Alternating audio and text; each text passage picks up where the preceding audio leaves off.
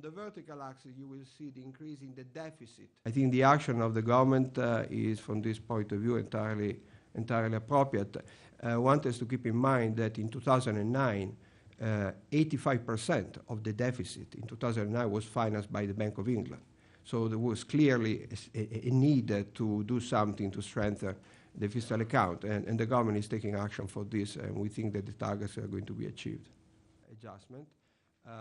The United Kingdom, leaving aside the possible additional spending that is necessary because of the earthquake, it would be critical that the Japanese authorities clarify their plans in a more concrete way than in the past, particularly the measures to consolidate the fiscal accounts over the medium term. In 2011 is quite interesting. Look in particular, the deficit in 2010 is the highest or the second highest among advanced countries. The debt ratio is projected this year in our figures for the general government to increase to almost 100% of GDP.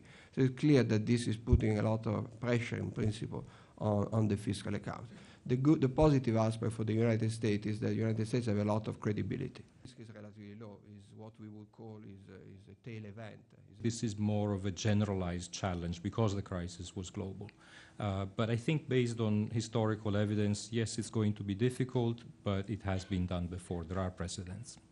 Yeah, it depends on. It's inevitable that when you start with deficits of the magnitude that you have seen in 2009 or 2010 for these countries, it's going to take time before you can bring them down. I would say that at the moment the programs are on track and deficits are being reduced.